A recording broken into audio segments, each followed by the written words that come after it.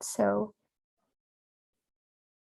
yeah, okay, looks like everyone can see it. So today we're going to be talking about artificial intelligence and cybersecurity. First, I'm going to introduce myself. My name is Claire Cao. I'm 15 years old. I'm a rising sophomore at Jesuit High School. So it's nice to meet all of you. And I've been doing cybersecurity for the past 2-3 years. So it's great to be able to talk to you today. And also, if you have questions throughout this presentation, please don't hesitate to ask. Just raise your hand on Zoom. And yeah, I'll try my best to answer any questions that you guys might have. Okay, so do you guys want to introduce yourselves? Or there's like 9 people in here. Okay. I can just move on, but yeah. Okay, so this is kind of a table of contents, what I'm going to be talking about today. So first of all, I'm going to be defining intelligence and AI in general, and we're going to talk about AI ethics and AI and cybersecurity, and then we have a Kahoot at the end. Also, keep in mind this is a 2-session talk, so I'm not going to be covering everything today, and I'll finish it off next time on Thursday. Okay, so what is intelligence in an AI context? So does anyone want to answer this question? What is the difference between information, knowledge, and intelligence? And it doesn't have to be an AI context, just like, what do you think the difference is between these 3 terms? If you want to answer, you can just unmute, I guess, or raise your hand and I'll call on you.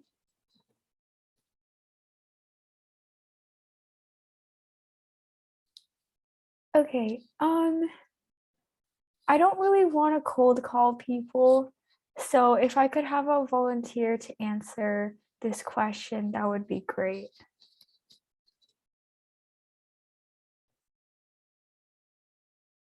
Okay, okay, sorry. Alan, do you want to answer this question? No. Oh, do you not know the answer? No. Okay, that's okay. Can anyone else help out Alan? Because Alan needs some help here. Alan, do you want to pick someone else to help you? Oh, okay, perfect. E, thank you for volunteering. Sorry, E, I don't know your full name, but if you want to, you can answer the question. Yeah, it's fine. So I feel like knowledge is like what you know, and then the information is like what you know in your knowledge, and then intelligence is like how quickly you can catch on to the information and then like keep it in your knowledge, I guess. Okay, yeah, that's a really good definition and a distinction between the 3 terms. And that's like generally how people think of it in like an everyday kind of context. In AI, it's a little different, but there are similarities. So thank you, E, for that great explanation. Okay, so let's take a look at the differences. So information is meaningful, shareable, and a measurable pattern. So every day we think of information as maybe like facts and things like that. But in an AI kind of sense, it's a pattern. It's the code that's like in the robot, and it has physical, mental, and social aspects. So a great example of information is the slide you're looking at right now. There's the physical aspect. You're physically reading the text, or you're reading a specific word. Then there's the mental aspect. You need the mental capacity to be able to comprehend and understand what you're reading.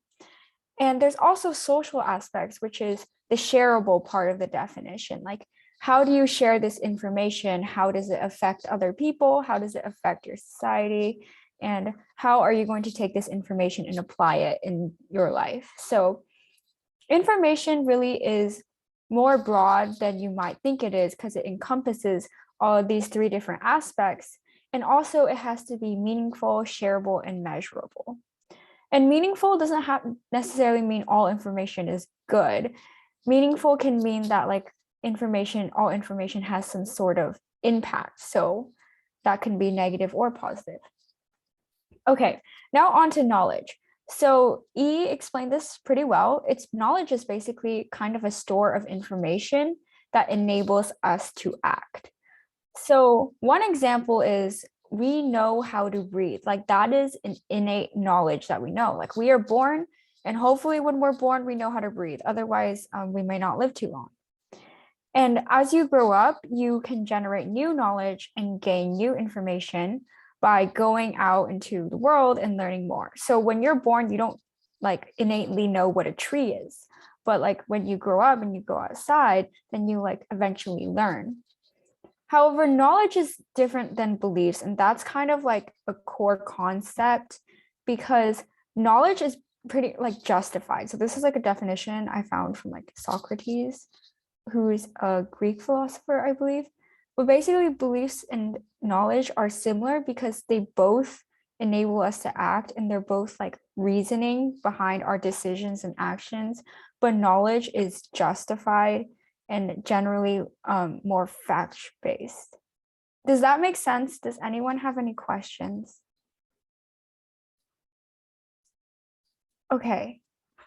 Since no one seems to have questions, we're going to move on to intelligence. So intelligence is a little different from both knowledge and information because intelligence is a process.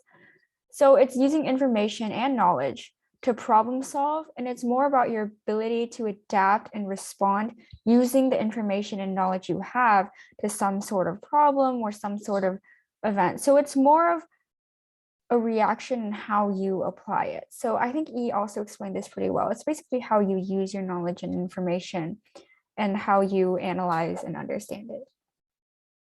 Okay. Let's move on. So now that I've given you those terms, does anyone want to answer what do you think AI means? And AI stands for artificial intelligence. Okay. If you want to answer again, you can just raise your hand. Okay, Pei sent in the chat, simulated mind. Do you want to elaborate on that? You can, if you guys are more comfortable, you guys are also welcome to type in the chat. But since not a lot of people are talking anyway, you can just unmute too.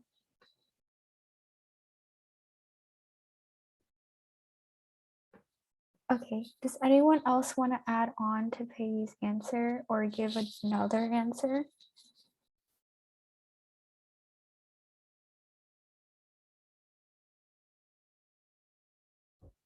Okay, I don't really like cold calling people, but Henry, would you want to expand on Pei's idea or add your own idea?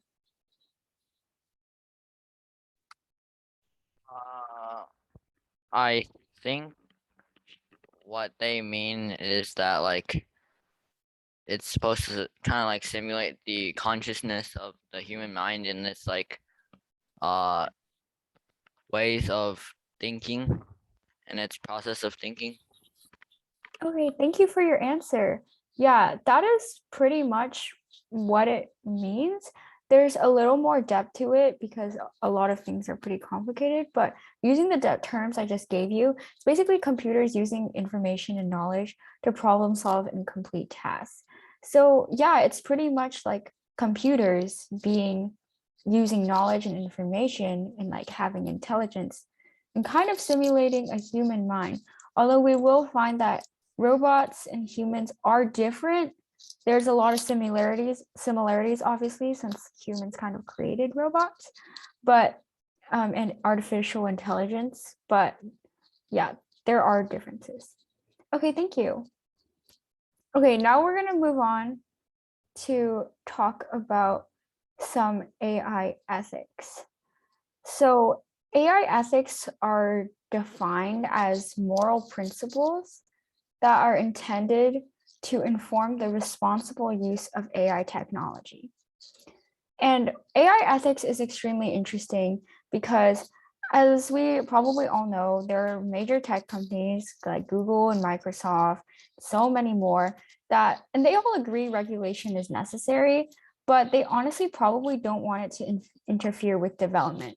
So when we have an ethical development that comes directly, an ethical dilemma that comes directly in contrast with a development. These major companies will probably choose development over ethics. And that can become pretty problematic because these companies are prioritizing profit over people, and they are easily taking advantage of people and robots to be able to do that. Is it like the laws of robotics? Yes, it is pretty similar because robots also have to follow a code and how they're developed to be able to be like used morally. So for example, these major tech companies are like in recent times really incorporating more robots and depending on AI algorithms to be able to do simple tasks, and they're like replacing human labor. I'm sure you've all heard about like robots doing like basic tasks, like putting things on shelves, and I'm sure you guys have all had interactions with them. And as we depend more on these robots, then we kind of, when we depend on them too much, they can take advantage of us, but it's more of like the companies who are producing them. So any questions?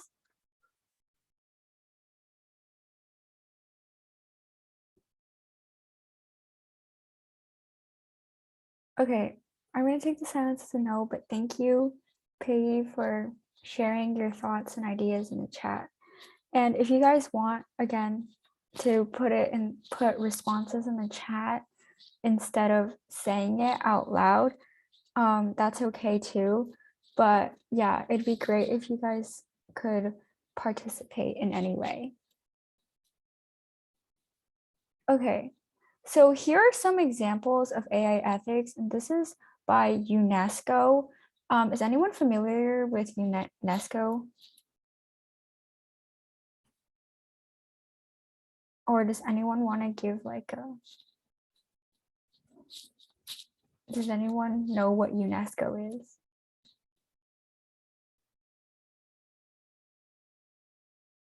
Okay, someone said something in the chat. I know the C is computing. Okay, I actually don't know what it stands for exactly. That's all. Okay, that's okay. The UNESCO, I think it's like United Nations. That's what UN stands for. So the most important part is UN stands for United Nations. And does anyone want to explain what the United Nations is?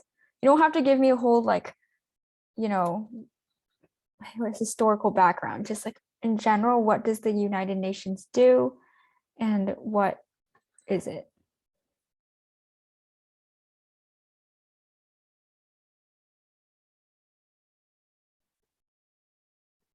Okay, I'm just sorry. I have to cold call someone. Oh wait, someone put in the chat. Oh wait, I confused that with the name of a competition. It's okay. Honestly, there's so many acronyms that it's impossible to remember them all. So, Bo, do you want to tell me what the United Nations is?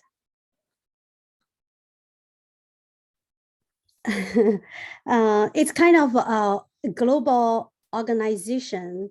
I mean, formed by a lot of countries and to set up I mean, policy or a rule to help build and help the economy, help the peace, help the weather things, and public health. Yeah, that's a really good answer. Yeah. I don't know the exactly definition, but I wasn't expecting a definition. It's okay. Yeah. But yeah, in general, the UN is an international governing body. In all reality, the UN does not have that much power. The only council on the UN that can actually like deploy military enforcement is the Security Council. That's another topic, but pretty much the UN is a governing body that can pretty much make recommendations to international governments. Yeah. So I believe it was in November 2021, the UNESCO came together. They had a worldwide meeting and they're like, we need to set some AI ethics because as AI is becoming super important in like accelerating advancements, we need to be able to set some boundaries and regulations so that these robots are safe to people and they won't, like everyone's like, oh, robots are going to take over the world. So they're trying to prevent that. And so these are only some of the points in there because that document is like 90 pages long. So I like kind of skimmed through it and found the major points that were highlighted throughout the document. If you guys are interested later, then we can go through that in depth. But it is a really interesting document that's kind of shaped a lot of international policy on that in recent times. So yeah. So one of the main points that this a code of ethics focused on is AI development must be human-centered. So AI must be made to benefit everyone on Earth and all the people. So during the development, during the sales, during the purchase, during the usage, AI must respect all life impacted by tech. And this is pretty much like targeted at companies to say like, we want ethical ways of producing these machines and also ethical ways of using them. And also another major point that was brought up with this, it was the benefit of all people and the Earth. And as we all know, climate change is one of the most prevalent issues in our modern times. And a lot of robot production uses metal that is harmful to our environment. So this document is stating that we need to make sure that these robots are benefiting our ecosystems instead of harming them. And also that these robots and companies who are producing the robots must be aware of the environmental impacts that these robots might have. And this is extremely important because this is a topic for another time, but robots can actually be used to, and new technology can be used to fight climate change. However, it can also be used to add more to the problem. So this is basically saying we don't want that to produce more carbon emissions and metal waste and a lot of other things that could really harm ecosystems. And again, there is part of the preamble, which is the recognizing how much impacts that AI may cause. So AI obviously has impacts on environmental policies that I just talked about, and then other policies, social impacts and economical impacts, etc. So policy AI can impact a lot because again, there's a lot of policy being formed around AI at the moment, and the UNESCO Code of Ethics is only one example. Socially, it is really important because as robots become more integrated in everyone's life and so ubiquitous, then people are going to be encountering robots in the near future, like on the daily. So how will we integrate these robots into our daily lives? And if they're AI robots and they can like comprehend emotion, like how will humans and these AI technology like live in peace together? So that is a large debate that's going on and something we might get into later in class.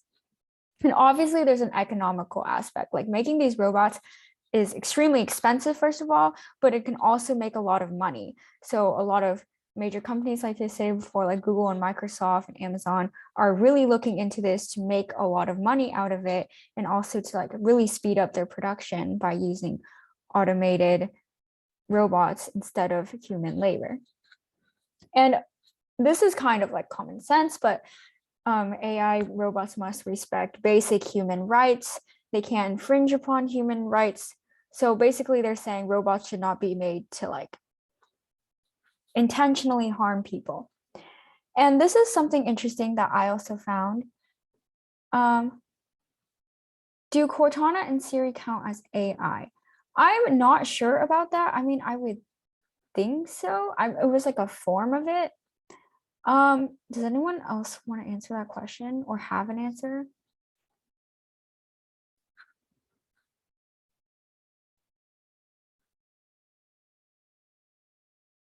Okay, if anyone else has an answer to that question, they can type it in the chat, I guess.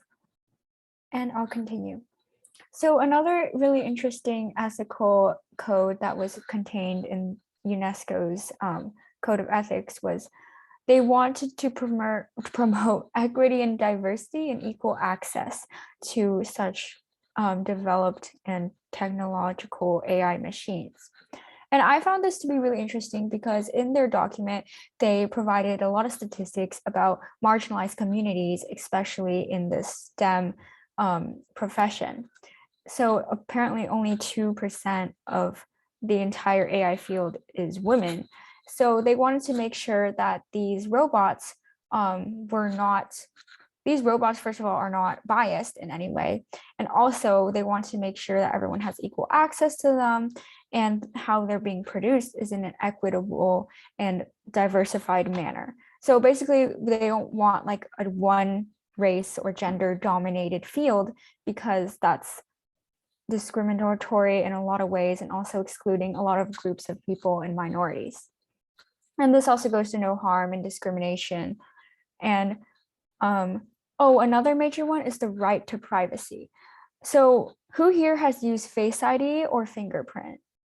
Because I have it on my phone, I have my fingerprint on my computer, and this can be actually really, really helpful. Yeah, Alan also said me. This can be really helpful because it eliminates the need for passwords. And so many security breaches are caused by passwords. So if you don't have a password anymore, then how are they going to guess like what my fingerprint looks like or what my face looks like? Like that's a little bit harder. The problem with that is sometimes major companies can get a hold of your personal information and may use it for malicious intent, such as surveillance. So like there have been reports and cases of people like looking through your cameras, not to freak you out, and like stealing your personal data. And how many of you guys have an Alexa or a Siri or anything?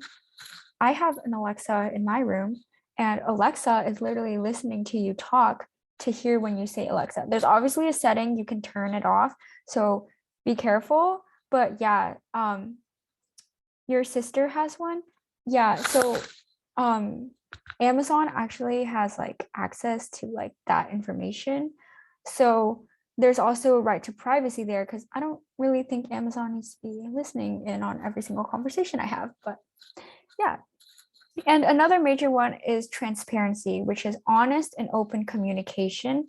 And this transparency doesn't just mean between like robots and the users, it's also between the companies and the robots, the companies and the users who are using them, and with all of the public, because it's really important with such novel and new technology coming out that we know what we're getting into before we actually start adopting them and utilizing them. There's a lot we still don't know about AI and implications and effects it may have on society, on like physical things, on like everything. And it's really hard to predict. So companies being able to be honest about their product is extremely important. I don't know if we will achieve that, but it will be extremely important to the development of all of AI and as we incorporate more of technology into society. Okay, that was kind of a long slide. So questions?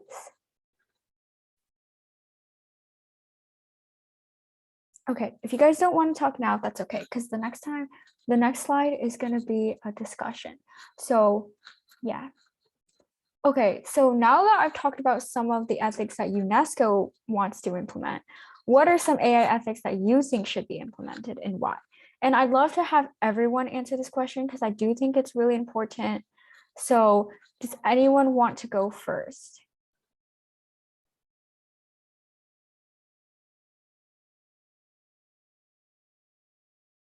Okay, Alan, would you like to go first? Just like, do you see my slide? No, I don't want to go first. Okay, do you want some time to think about it? Sure. Okay. Okay. Anyone else want to go? Okay, how about we can do like I mean, do you want to talk about it? Like, what are some AI ethics you think should be implemented?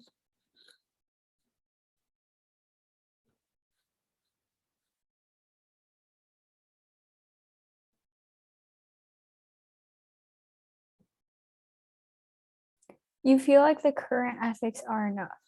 Okay, that's a valid response. It sounds like most of you guys agree with Pei that the current ethics are enough. Yeah, I agree. I tried to find like the best ethics in that code to be able to share, and that one was pretty thorough given that it was 90 pages long. But one thing I would add, I mean, it's probably in there, it's just not on my slide, is that to be able to make it to modify AI because it's so unpredictable. We don't really know how it's going to affect society. So I think one thing we should do is have like teams of AI ethicists that evaluate how AI is affecting people and to be able to implement more regulation based on that to make like educated responses and decisions. That's something I think should be added. Again, I'm not saying that UNESCO's code of ethics is terrible. I'm just saying that that's something I would add, and that wasn't included in the slides. Okay, another thing I would like to add is I know they touched on this a little bit. It was like the environmental aspect and how I think personally, I think that we should evaluate how robots interact with animals because we still don't know how robots are going to interact with humans. How are we going to like, how do we make sure that these robots aren't posing a threat to animals?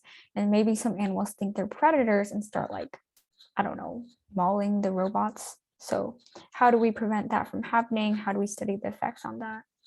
And another policy that I just thought of right now that I would like to implement is like, how do robots affect mental health? Because I'm sure it's like really confusing to start pretty much living with and coexisting with a whole nother, like not even like, robots like with a whole nother form of being.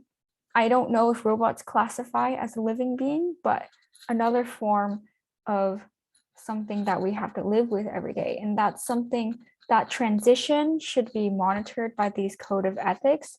And it's really important to be able to make that a smooth transition because I'm sure it's not easy just to like get used to a robot being in your house or like walking down the street. Like imagine if in a few years your teacher is a robot or your doctor is a robot. Like that would be kind of weird in my opinion. I mean, I'm not totally against it, but I'm saying that would be a radical transition that I may not be ready for.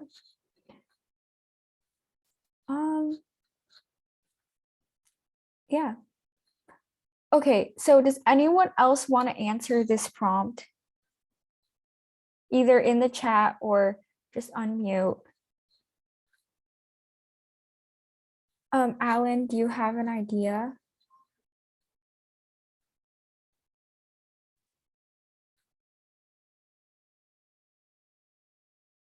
Okay, it seems like Alan doesn't have an idea.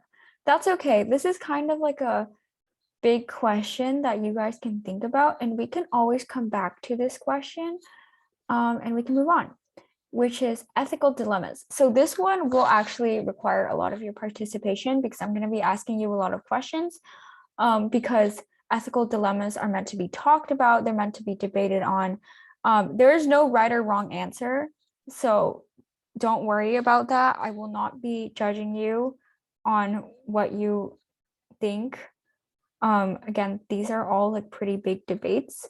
So I'm not expecting everyone to have the exact same opinion because there's a lot of debate around a lot of these.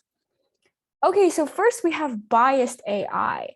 So I know the UNESCO Code of Ethics talked a lot about striving to have unbiased AI and how do we do that and like how do we make sure everything's fair and equitable? but in reality, that's kind of like a lofty goal, because it is really extremely difficult to make something purely unbiased, especially when the people who are creating technology, humans, are biased by nature. Like, we all have our own beliefs, we all have our own prejudices, and it's not like we can just get rid of them. So how do we do that? So AI depends on a series of patterns, which is information, and information isn't always fair. So for example, search engines are pretty biased sometimes. Like when we search up like articles on like Google or like Yahoo or Bing or whatever you use, like sometimes they come up with a lot of discriminatory or biased articles or images that don't really show the full picture. And when this happens repeatedly over and over, the computers just think, oh, that's normal. Like, that's the whole picture. Like, they don't understand that there's more to that. And that can create bias in a lot of robots. And again, I mentioned people are biased. People who create the code are biased. So there's obviously going to be some bias that translates from the person writing the code to the robot who is executing this code. So one example is I found this really interesting article by, I think it's the Washington Post, where it was a study done by professors at the Georgia Tech Institute and Johns Hopkins that found that AI robots are actually becoming like sexist and racist. And that is not technically the robot's fault. They are just operating on a code. So on the internet, people repeatedly categorize women as teachers, as nurses, and they categorize like janitors as like people of color. And robots tend to like usually recognize men more in science and tech fields, such as AI, which is male dominated, as well as doctors. So this study is really interesting because it found that robots repeatedly inaccurately could inaccurately like recognize a person of color. And also they tended to categorize men more as doctors compared to women. In addition, these robots, so basically they had one of the experiments they ran was they brought the word criminal, and they had a lot of robots try to bring up an image, and most of the images were pictures of Black men. So you can obviously see the bias is ingrained in the code, and there's a lot of flawed foundations that is going into the code of AI. So this is a really big issue, because if you think about it, robots are going to be whether we like it or not, really, robots are probably going to be a major part of our everyday lives in the future. So what can we do and racism and sexism is obviously huge major social issues that our society already faces. So what can we do if robots come and they are biased too? Like, that just adds to the problem. And also, when we're unfamiliar with robots, like what if new biases and prejudices and stereotypes starts forming around robots? And I feel like, in my opinion, there already are stereotypes around robots and AI. So that's a lot of debate. On the brighter side, there are things we can do about it. So after this study found a lot of these alarming aspects about robots and prejudice, they are currently trying to do their best to remove these prejudices by going back, analyzing the code, and changing a lot of there's a lot of information online, obviously, that isn't exactly fair. And these amazing AI ethicists are trying to change that so that these robots are not discriminatory towards people. Any questions? Or anyone want to add something?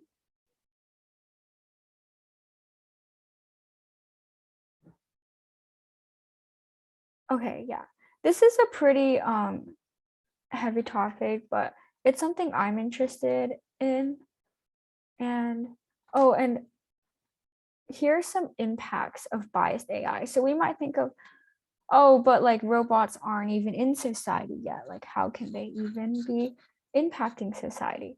Even if robots are not currently as much integrated into society, robots are helping like robots are at home, robots are packing shelves and everything. And if a robot is packing the shelves and they have this idea ingrained in their code that white supremacy is like a thing and just better for some reason, then robots are more inclined to favor products featuring white people rather than a product made by or featuring people of color. And another really major issue brought up was that sometimes when you ask, like, what if you ask like your local Alexa or like some other AI robot, like, can you, like some little girl just asked, can you bring me a pretty doll? And this robot instinctively brings like a white doll. And that promotes a lot of discriminatory beauty standards. And that's kind of like being fed to these children even today about what counts as beautiful. So again, AI can be really biased and it can harm that. So yeah. Okay. Okay. So basically AI ethicists are working on it, but it is a problem. Okay, so now I'm going to talk about AI in art.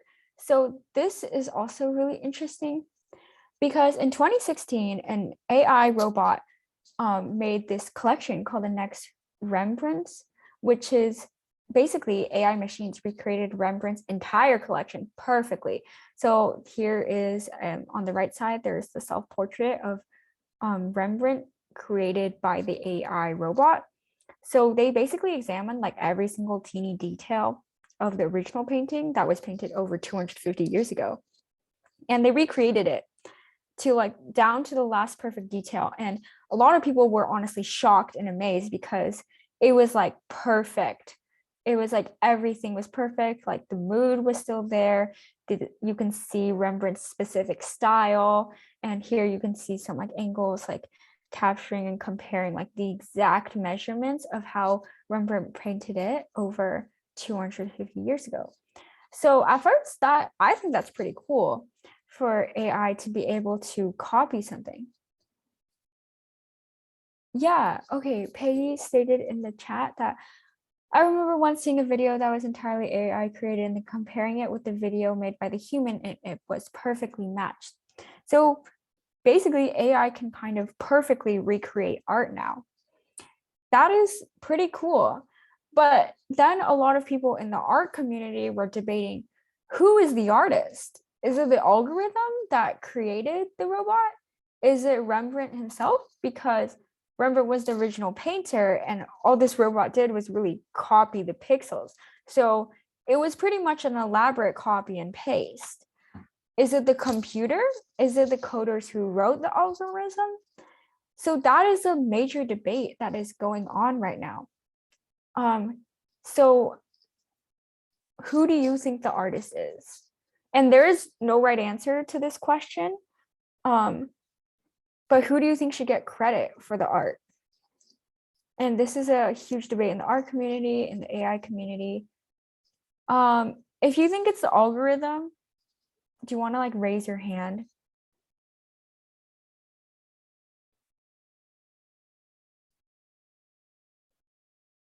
Okay, so no one thinks it's the algorithm that is the artist. Okay, that's okay too.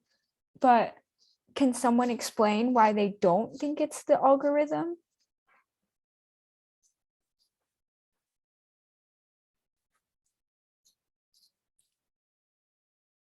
Okay, Peggy is currently split between Rembrandt and the coder.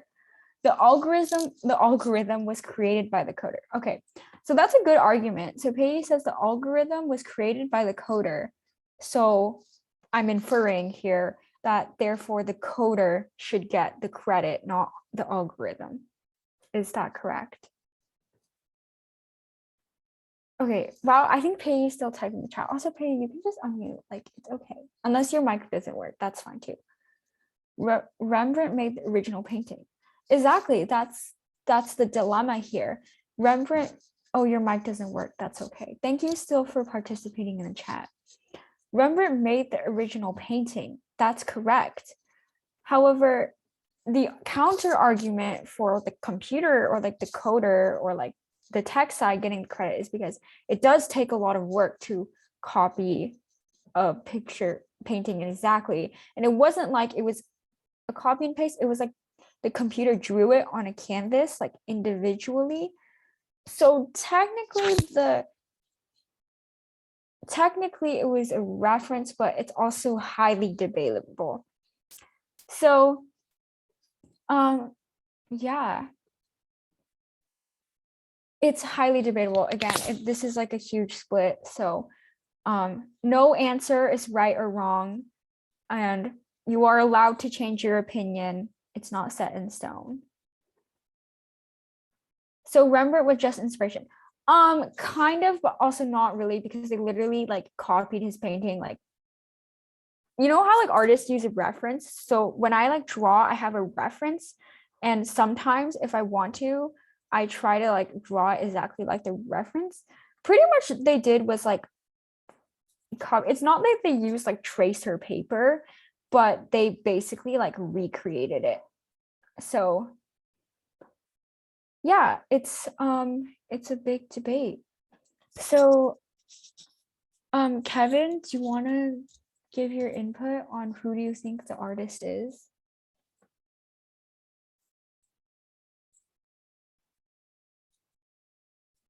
Okay. Does anyone else want to give your input? Does anyone want to agree or disagree? Or you think the artist should be credited to someone else or something else entirely? Like, this is kind of a very open-ended question that you guys can answer to.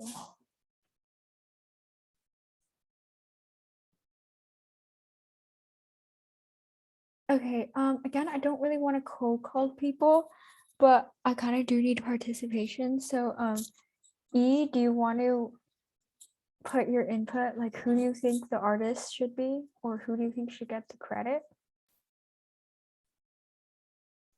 Like, I kind of agree that it's like a 50-50 split kind of between the artist and the coders, because like both of them they should both get credit like equally for accomplishing this. So like, That's really interesting. So yeah, I never really thought about it, but they could both get credit. Here's another question.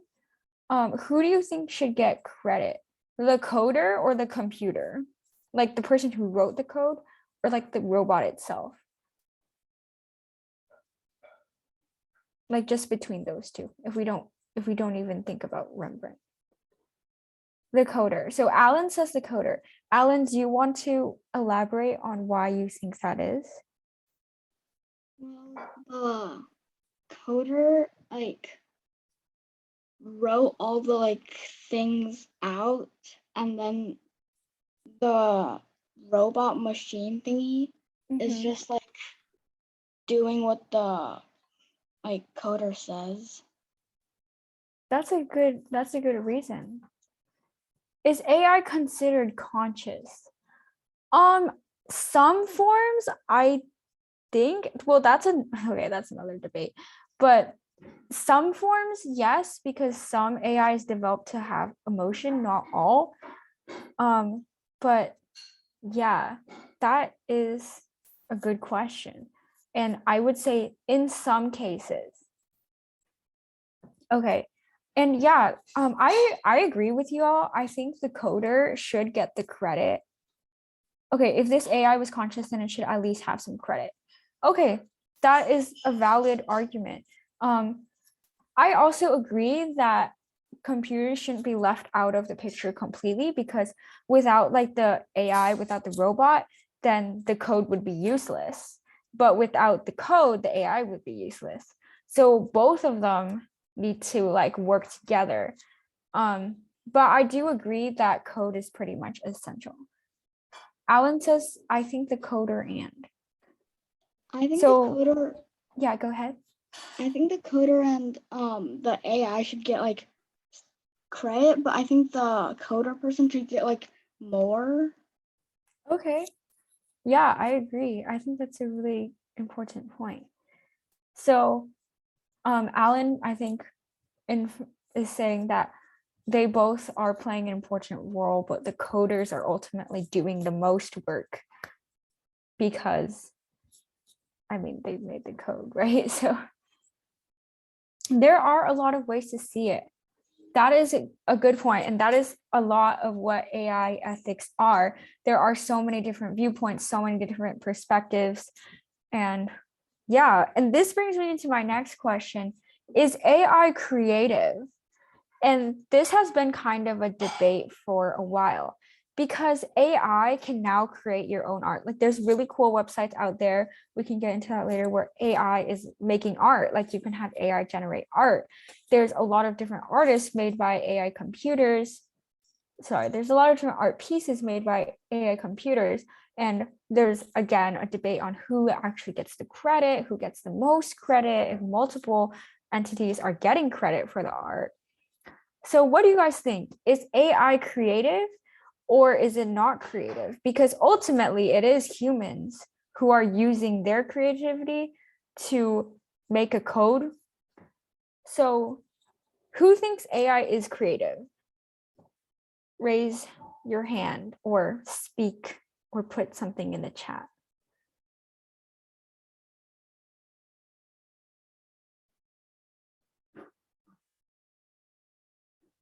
Okay, so I'm guessing that all of you are saying that AI is not creative.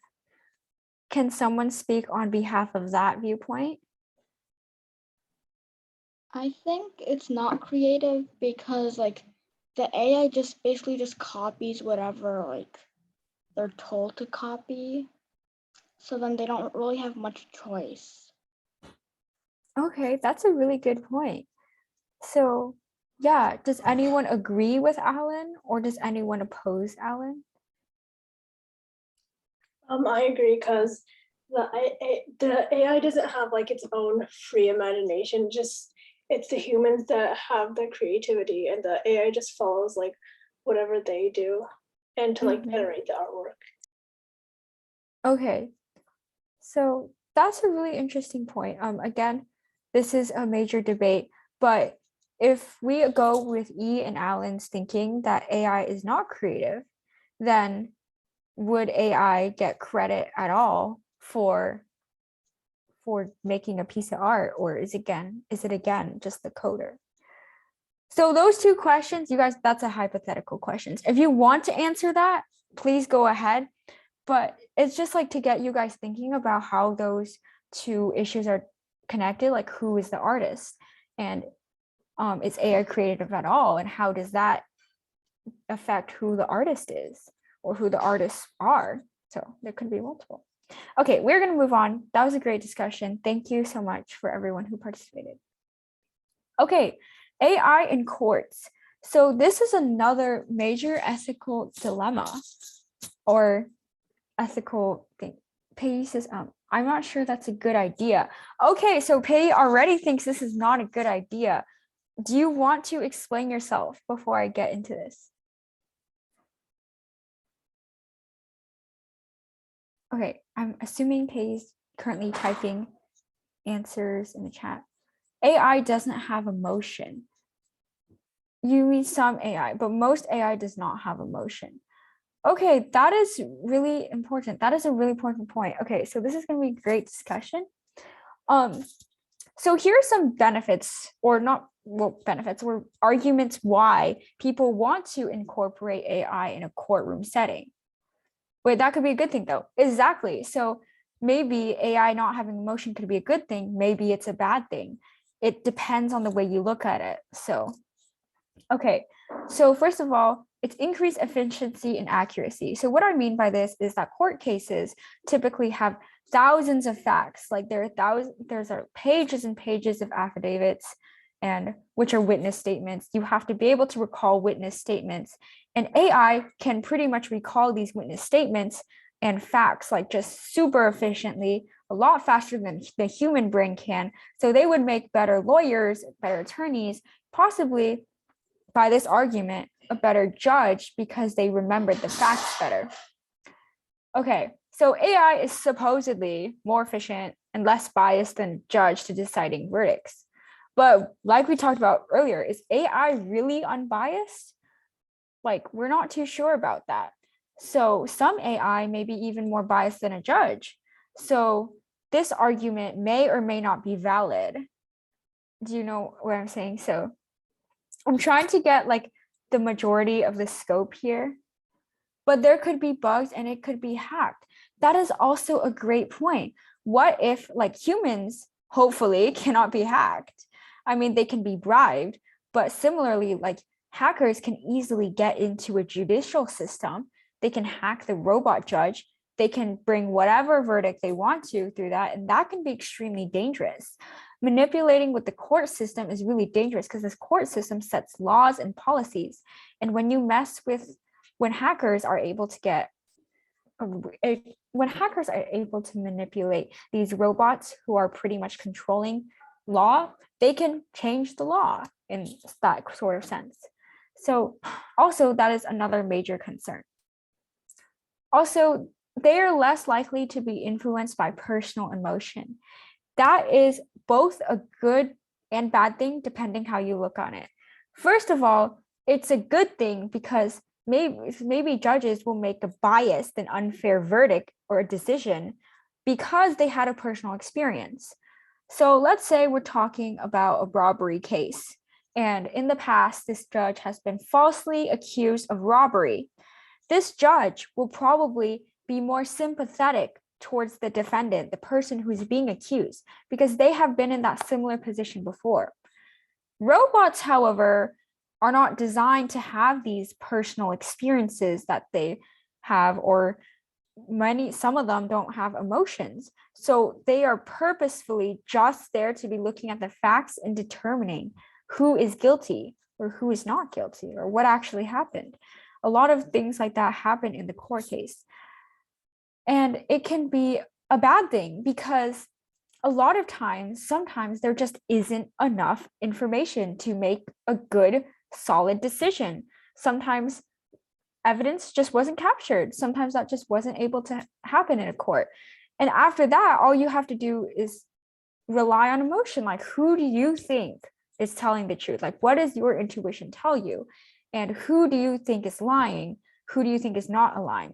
Robots typically, not always, well, in some cases they have emotion, but typically their emotional intelligence is not nearly as high. So they may not be able to make a good decision if they aren't educated on emotions, if they aren't able to connect to the people and be able to determine who is telling the truth or like what is really happening or who's guilty. There is an oath that the defendant and witness take. Yeah, there is an oath that the defendant and witness take, but that doesn't mean they always abide by that oath.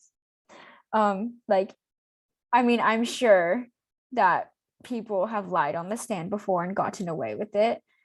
So yeah, that's a whole nother criminal offense to like lie on court stand, but yeah.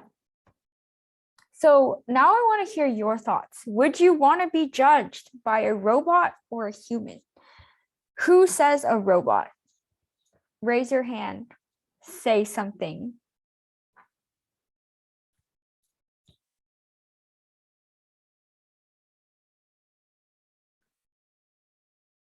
Okay, so not a lot of people want to be judged by a robot. That's fair. I mean, I'd be pretty uneasy with it, actually. Like, imagine you just saw this like white dude. Okay, wait, sorry, but I didn't read race. Imagine you just saw this like robot, like shiny robot, like staring at you with those blue eyes in court. I'd be kind of mortified. Yeah. Peggy says, I get that it's fair, but it's creepy. I feel the same way. Like, I do think in some aspects it is a little more fair, but also it is a little bit weird. So yeah, you would have nightmares. Okay, I have nightmares. I would have nightmares too. I'm this look right here is not giving like warm, friendly, sympathetic. It's yeah. So does anyone else want to agree or disagree, or maybe somewhere in between?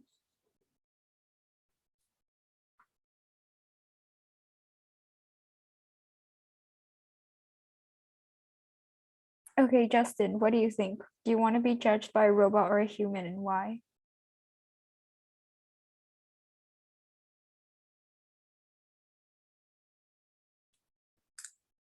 Okay. Probably a human. Okay, so you agree with Peggy, and why?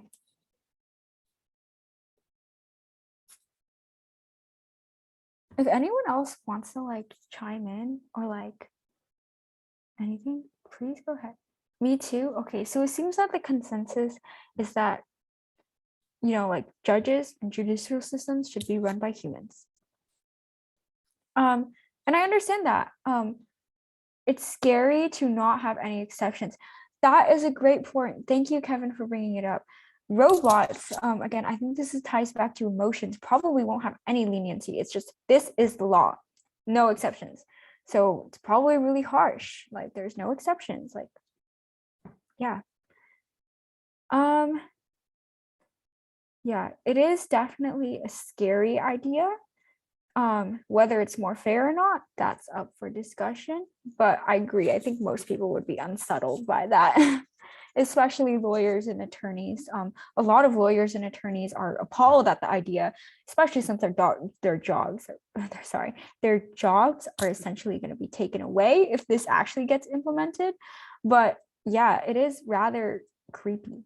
So, in my opinion. All right. Now we're going to talk about the self-driving car. So what do you already know about self-driving cars, if anything? Okay, does no one know what a self-driving car is? Oh, okay, someone in the chat. Tesla has autopilot. Yeah, so Tesla is a company that makes auto-driving cars, or cars that can drive on their own. And self-driving cars in and of itself is a whole ethical dilemma. And we are going to learn about it by watching this great TED video. Can you guys see this? Oh, hold on. Let me make sure I'm sharing my sound. Okay, once this loads, I want you to watch the video and I will pause it at certain points so we can discuss.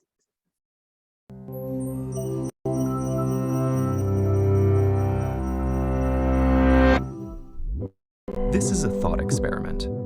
Let's say at some point in the not so I don't distant know future, why it's you're not barreling down the full-screening. highway in your Oh, there we go. I self-driving think car, it's loading. and you find Okay. yourself boxed in on all sides by other cars. Can you guys hear this? Suddenly, Can I get like a a large, thumbs up? heavy object falls off the truck in front of you. Your Okay, car thank you, can't Alan. stop in time to avoid the collision, so it needs to make a decision. Go straight and hit the object, swerve left into an SUV, or swerve right into a motorcycle. Should it prioritize your safety by hitting the motorcycle, minimize danger to others by not swerving, even if it means hitting the large object and sacrificing your life, or take the middle ground by hitting the SUV, which has a high passenger safety rating? So what should the self-driving car do? If we were driving that boxed-in car in manual mode, whichever way we'd react would be understood as just that, a reaction, not a deliberate decision. It would be an instinctual, panicked move with no forethought or malice. But if a programmer were to instruct the car to make the same move, given conditions it may sense in the future, well, that looks more like premeditated homicide. Now, to be fair, self-driving cars are predicted to dramatically reduce traffic accidents and fatalities by removing human error from the driving equation. Plus, there may be all sorts of other benefits: eased road congestion, decreased harmful emissions, and minimized unproductive and stressful driving time. But accidents can and will still happen, and when they do, their outcomes may be determined months or years in advance by programmers or policymakers. And they'll have some difficult decisions to make.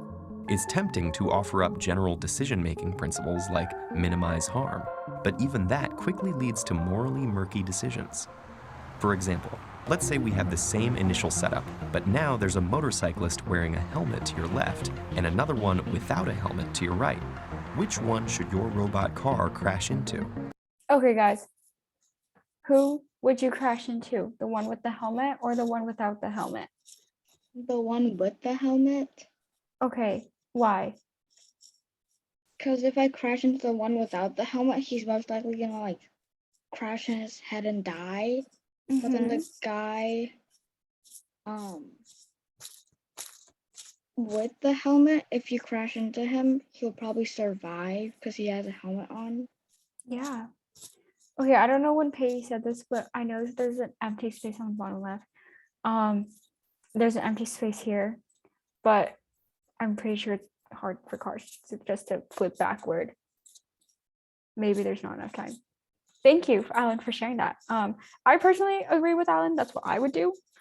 But if I was forced into the situation, obviously, please do not go around hitting motorcyclists. Okay, let's continue. If you say the biker with the helmet because she's more likely to survive, then aren't you penalizing the responsible motorist? If instead you say the biker without the helmet because he's acting irresponsibly, then you've gone way beyond the initial design principle about minimizing harm, and the robot car is now meting out street justice. The ethical considerations get more complicated here. In both of our scenarios, the underlying design is functioning as a targeting algorithm of sorts. In other words, it's systematically favoring or discriminating against a certain type of object to crash into. And the owners of the target vehicles will suffer the negative consequences of this algorithm through no fault of their own. Our new technologies are opening up many other novel ethical dilemmas. For instance, if you had to choose between a car that would always save as many lives as possible in an accident, or one that would save you at any cost, which would you buy? What happens if the cars start analyzing and factoring in the passengers of the cars and the particulars of their lives? Could it be the case that a random decision is still better than a predetermined one designed to minimize harm? And who should be making all of these decisions anyhow? Programmers? Companies? Governments? Reality may not play out exactly like our thought experiments, but that's not the point. They're designed to isolate and stress test our intuitions on ethics, just like science experiments do for the physical world. Spotting these moral hairpin turns now will help us maneuver the unfamiliar road of technology ethics and allow us to cruise confidently and conscientiously into our brave new future. Okay, so what'd you guys think of that? Oh, I stopped my share. Whoops. What'd you guys think of that video? If you guys want to type in the chat or like unmute, that's okay too.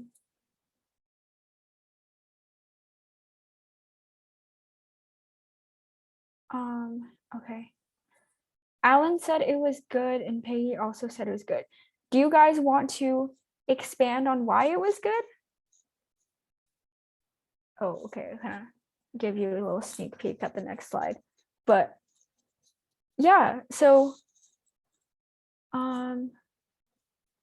I thought it was also good because it made you think about, is AI really going to be beneficial in the future? Like, we don't know. And also who's going to be making these decisions? And there's a lot, since like these programs are like decisions, not accidents. So is it murder?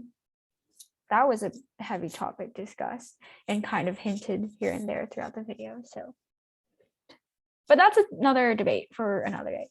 So we're going to talk about hacking smart cars, because here's another issue. AI cars are vulnerable. And Pei brought this up earlier. What if someone hacks the robot judge? Okay, what if someone hacks your car? And how can we ensure passenger and car safety? Imagine maybe you're just like at home, someone hacks into your Tesla and drives it away. That might be something that happens. Like that would be theft. A lot of criminals could use that to just steal Teslas. Or maybe you're in the car and someone tampers with the code and purposely makes it crash. That would be a horrible thing to do. But we never know because hackers can be pretty creative and they can probably hack into these AI systems.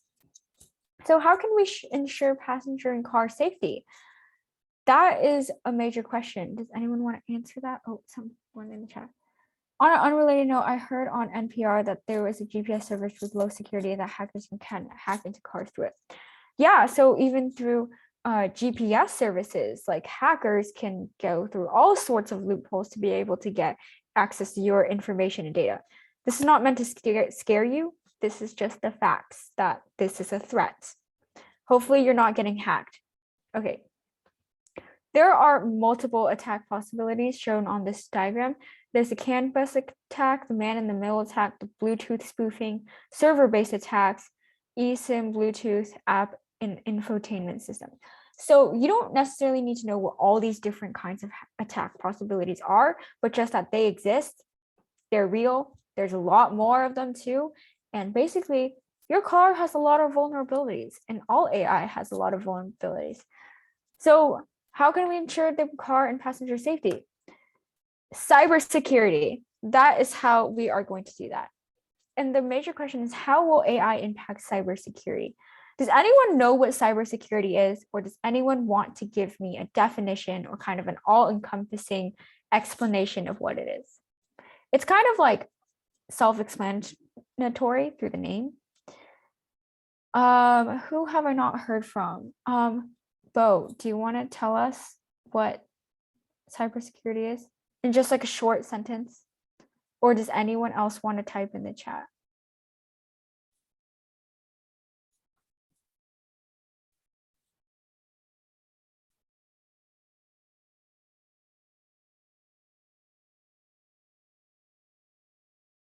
Okay, cool. So we have a response. Could AI be used to improve cybersecurity? Yes, we're going to talk about that. How will it improve cybersecurity? We're going to talk. Yeah, I just said we're going to talk about it. Cybersecurity is like security online. Okay, that is a great definition. It's basically keeping you safe from threats online. So keeping you safe from hackers, keeping you safe from malware, which is and like malicious software that is trying to take your data. And also AI, as we watch this video, you'll see can either help or be a detriment to cybersecurity. And it really depends on how it's used. So it can be a superpower or it can be our greatest demise. We don't know. So it'll be fun to find out though. So, okay, my browser is like kind of slow. So 1 second as this loads. Yeah, so this is also another short video, which is great to explain the different ways that AI can either help or... Will artificial intelligence be the end of us, or will it significantly improve our lives? Well, it can be both. I'm Masha from Coding Blonde, and today we're going to talk about machine learning and artificial intelligence in cybersecurity. We'll discuss the benefits and the challenges of AI, the role of AI in cybersecurity, and how criminals may abuse this technology. So cyber attacks have been increasing in their frequency and scale for a few years now. We saw a sharp jump since the beginning of the pandemic. With data security in more danger now than ever, it's no surprise that more and more companies are turning to artificial intelligence for digital protection. But first, what is artificial intelligence? AI is intelligence displayed by machines rather than living creatures. Machine learning is a subcategory of AI that enables programs to identify patterns and apply them in problem solving. AI and machine learning can be indispensable in cybersecurity. AI can predict and fend off cyber attacks more accurately than people, since it can process enormous amounts of data fast. It can also free up employees to focus on other, more complex tasks. Machine learning can be very effective against malware. It can scan massive databases of existing malicious software and block an attack if a new, modified version of it surfaces. AI is also great at network monitoring. Machine learning can determine typical user behaviors and, when something out of the ordinary happens, flag it as a potential threat.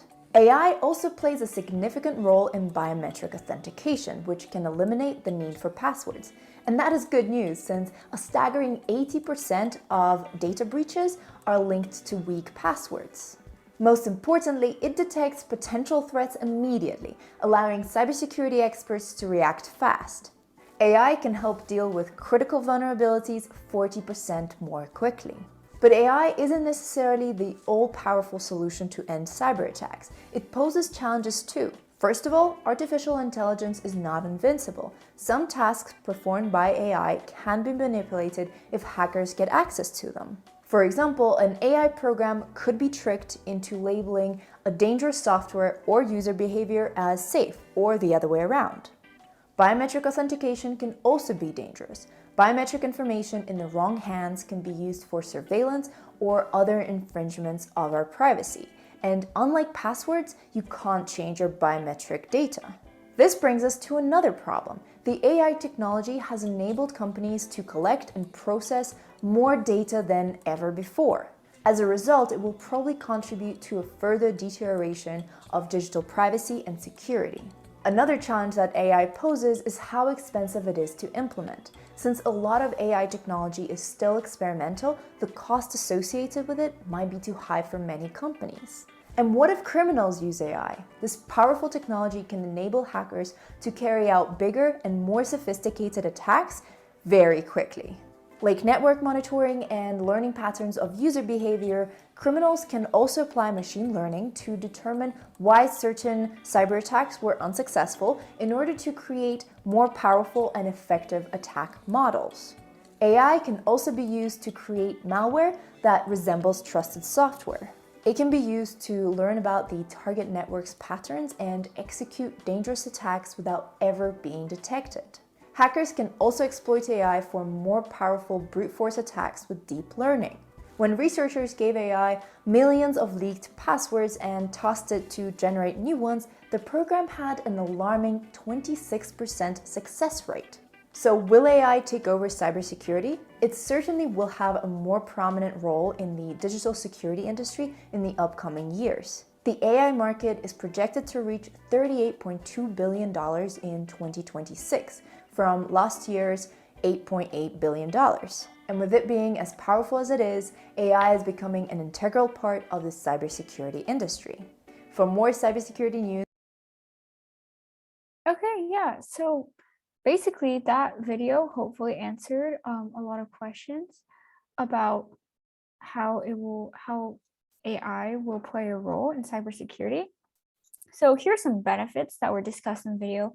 It fights malware like super efficiently because AI can scan data and detect security breaches, block attacks. Also, biometric authentication means that there's no need for passwords. And it's harder for hackers to get your Face ID and fingerprint, but that can also be kind of a challenge as discussed in the video. Also, it's a lot faster. It's like 40% faster than a human. So, okay. I'm going to go through this kind of fast because we just saw the video. So here are some challenges. So first of all, they can obviously manipulate the robots. They can manipulate the data. So hackers can manipulate AI code. Criminals can use AI to attack computers more efficiently, and they can go undetected. So that is a major issue. Also, data breaches, so biometrical data, so like your fingerprint, your Face ID, can be used as a privacy infringement. They can use this data, and if someone has your biometric data, you can't change it like a password. So they probably have access to all your stuff after getting your face. So, okay, so for the last 15 minutes of the class, we're gonna play a Kahoot. So can everyone get like kind of like another device, or if you can split screen on your device, that would also work while I set up this Kahoot. And once you have your device, just let me know. And yeah, and I need to pull this up real quick. So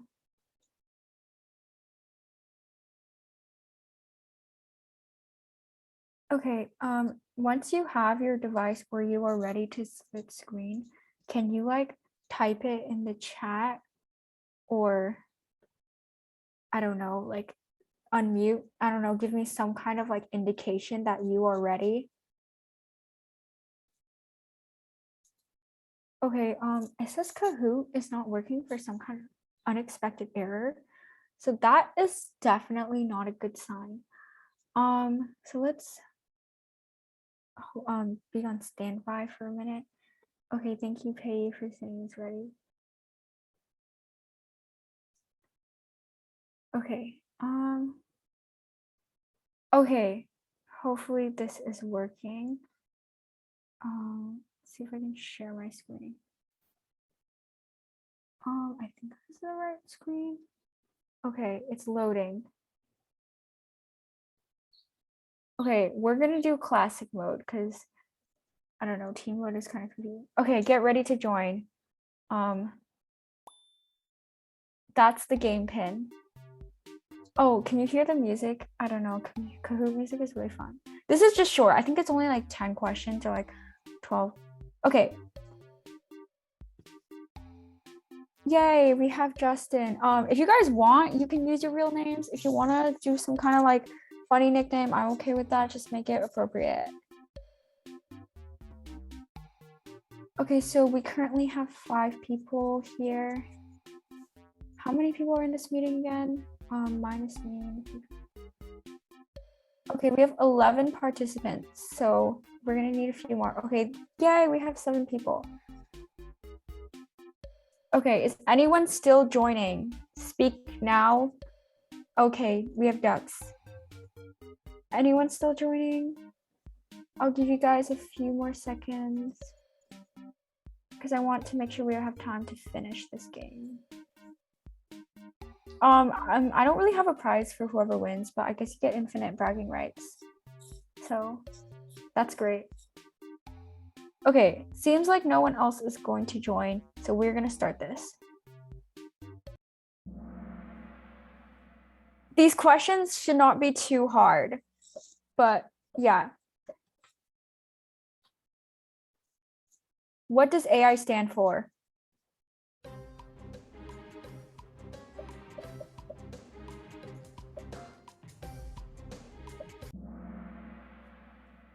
Okay, yay, everyone got that question right. That is great. Hopefully you did not think AI stood for artificial ice cream. I would be kind of concerned if you did, but anyways, next question. Okay, Kevin is currently our leader. Okay, there's 12 questions. So what is AI? Oh, kind of,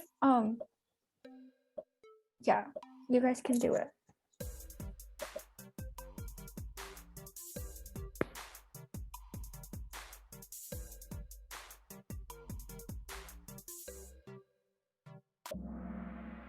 Okay, good job. So every one of you got that right. Yeah, so sometimes there will be more than one right answer.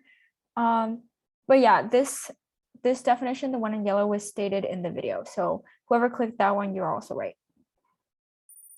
Okay, Justin is now our leader.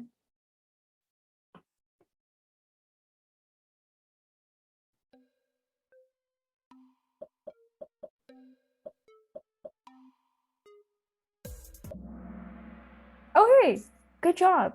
Yeah, so most of you got that one right. Kevin just hit answer streak 3, so good job, Kevin.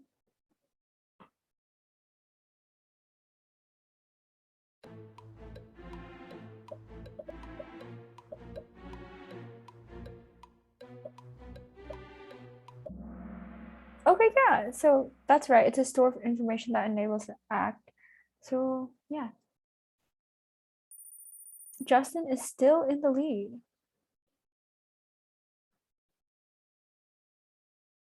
Oh, how is knowledge the same as loop? So I talked about this briefly. I'm not, yeah, this one might be a little harder, but hopefully you guys can like read the answers and kind of pick the best one. Okay, good job. Yeah.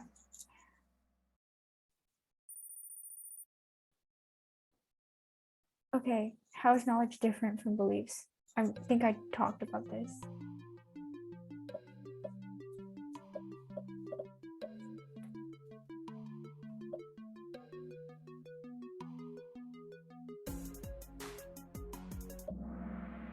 Okay, so only one person got that right.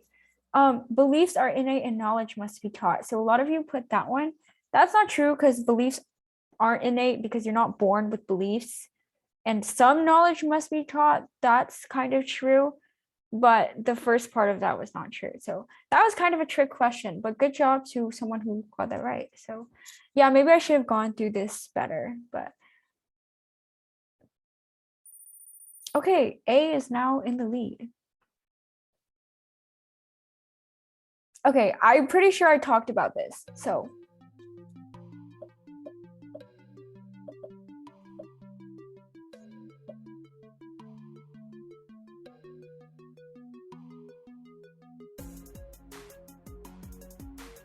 okay, we're waiting on one more answer.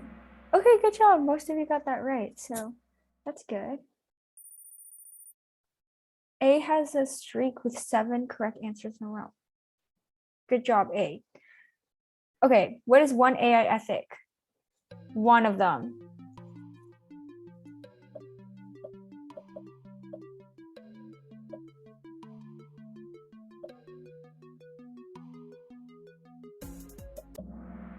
Okay, everyone got that right. Good job. Okay. A is still in the lead.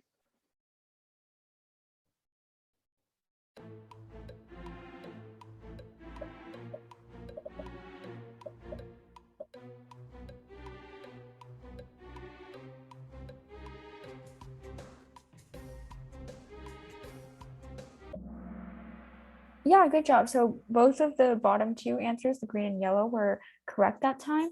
Glad no one put the top 2. Okay.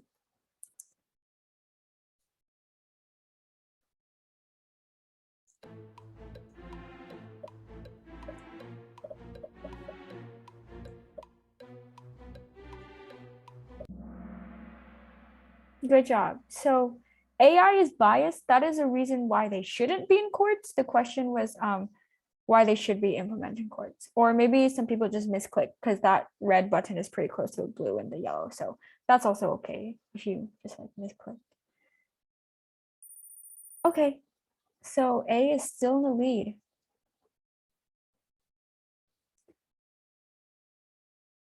So this is the video we just watched.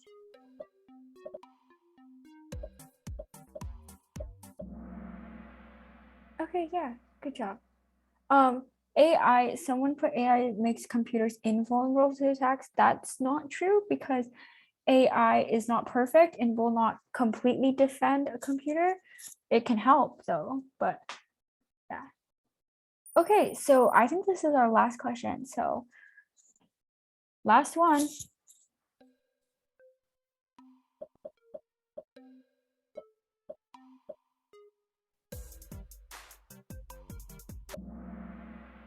Okay, good job. So you guys selected both the correct answers. Okay, let's look at the podium. Yay, Henry. Okay. Yay, Justin. Okay, and our first place winner is A. And A, I think, oh, and our 4th place was P, and our 5th place was Ducks. Does A want to reveal themselves? Does A want to take their glory and, I don't know, their rights to bragging rights? Or will A remain anonymous? Who knows? Okay, but actually good job, all of you guys. You guys all did really good on that Kahoot, so thank you. I'm gonna close out this tab.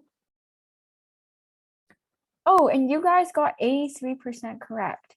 That is really good. Okay. Yeah, so that is pretty much the end of my lesson for today. Thank you all so much for participating and talking about AI ethics and all the other things we covered today.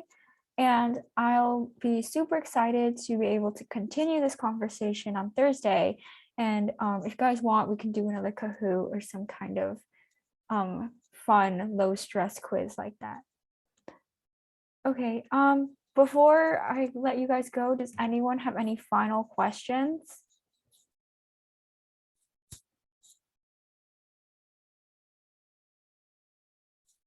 Or I don't know, I kind of want to know who A is.